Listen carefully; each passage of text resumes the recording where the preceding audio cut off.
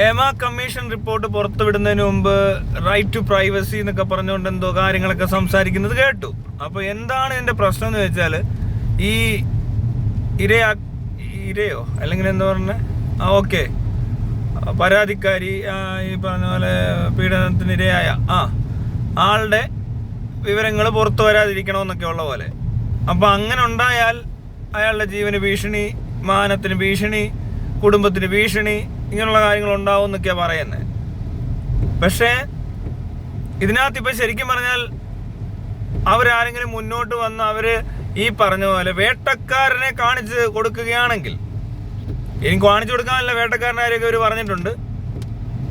അപ്പോൾ അവർക്കെതിരെ നടപടി എത്രയും പെട്ടെന്ന് എടുക്കേണ്ടതാണ്. കാരണം ഇപ്പോഴപ്പോൾ അങ്ങനെയാണ് ഇതിൻ്റെ പ്രശ്നം ഇരിക്കുന്നതെങ്കിൽ ഇപ്പോഴും അവർക്ക് ഭീഷണിയുണ്ട്. കാരണം വേട്ടക്കാരന് കൃത്യമായിട്ട് മനസ്സിലായിട്ടുണ്ട് ആരാണിത് പറഞ്ഞിട്ടുള്ളതെന്ന്. ഇപ്പം എന്നെ പറ്റി ഒരു കാര്യം വേറെ രീതിയിൽ എവിടെ ചെന്ന് പറഞ്ഞാലും എനിക്കറിയാം ഇത് ആരാ പറഞ്ഞേക്കുന്നത്, ഞാൻ ആരെയൊക്കെ പീഡിപ്പിച്ചിട്ടുണ്ടെന്ന് എനിക്കറിയാമെന്ന് പറയുന്ന പോലെ ഇല്ലേ. അപ്പോൾ അവരുടെ ജീവന് ഇപ്പോൾ കൂടുതൽ ഭീഷണിയാണ്. കാരണം അവരുടെ ഈ കേസുമായിട്ട് ബന്ധപ്പെട്ട് മറ്റേയാൾ വളരെ ഫ്രീ ആയിട്ട് ഇവിടെ ഇങ്ങനെ നടക്കുമല്ലേ. അയാൾക്ക് ഒരു ഉത്തരവാദിത്വം ഇല്ല. ശരിക്കും പറഞ്ഞാൽ അയാൾക്ക് പേടിക്കേണ്ട ആവശ്യമില്ല. വേട്ടക്കാരന് ഇപ്പോഴും ഭയമില്ല. ഈ പറഞ്ഞ ആൾക്ക് എന്തെങ്കിലും അപായം സംഭവിക്കാനോ അല്ലെങ്കിൽ സംഭവിപ്പിക്കാനോ അവർക്ക് പറ്റും. അപ്പോൾ അങ്ങനെ ഇരിക്കുമ്പോൾ ഈ പറയുന്ന പ്രൈവസി ഒന്നും അല്ല നോക്കേണ്ടത്, അവരുടെ സേഫ്റ്റിയാണ് നോക്കേണ്ടതെങ്കിൽ ഇത് തീർച്ചയായിട്ടും ഈ ഗവൺമെന്റ് ഇവർക്കെതിരെ ശക്തമായ നടപടി എടുക്കണം.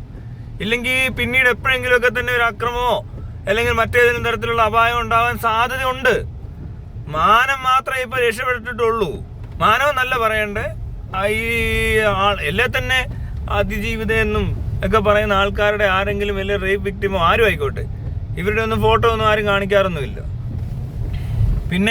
പിന്നീട് ചാൻസ് കിട്ടത്തില്ല എന്ന് പറയുന്നത്, പിന്നീട് ചാൻസ് ഇവർക്ക് ആർക്കും കിട്ടത്തില്ല. ആർക്കാ ചാൻസ് കൊടുക്കുമെന്ന് പറയുന്നവന്മാർക്ക് ഒരിടത്തും കൊടുക്കേണ്ടി വരത്തില്ല. ഇനി ഇവരില്ലല്ലോ, ഇവന്മാർ ഔട്ടായല്ലേ. കേരള സമൂഹം കണ്ടോണം എങ്ങനെ ഇടപെടുന്നത്. പിന്നെ അടുപ്പിക്കത്തില്ല, തെറി വിളിച്ച് ഓടിക്കും. എവിടെ കണ്ടാലും കല്ലെടുത്തെറിയും. നിങ്ങൾ എന്തിനീ പേടിക്കുന്നത്? എനിക്ക് മനസ്സിലാവുന്നില്ല ഇവരെന്തിനീ പേടിക്കുന്നതെന്ന്. ഇതാവുന്നതല്ല. എന്നിട്ട് പറയാം അവസരം കിട്ടത്തില്ല, അല്ലേ അവരുടെ ജീവിതം അതാക്കും ഇതാക്കും. ഇവർ ഇത്രയും പേരുണ്ട്, എത്ര പേരായിരിക്കും മുന്നോട്ട് വരിക എന്ന് പറയാൻ പറ്റത്തില്ല. അതുപോലെ ഹെവി പെറ്റീഷൻ അടിച്ച് കയറ്റി കഴിഞ്ഞാൽ ഒരുത്തരും അനങ്ങത്തില്ല. അതോടെ തീർന്ന ഇവന്മാരെല്ലാം 15 അല്ല 50 ഉണ്ടെങ്കിലും തീർന്നു പോകും. എന്നുവെച്ചാൽ അതിനുള്ളൊരു അവസരമാണിത്. അതിനും കൊള്ളത്തില്ലേ പിന്നെ ഈ പരിപാടിക്ക് നിൽക്കണ്ട നിങ്ങൾ. അത്രേ പറയാനുള്ളൂ.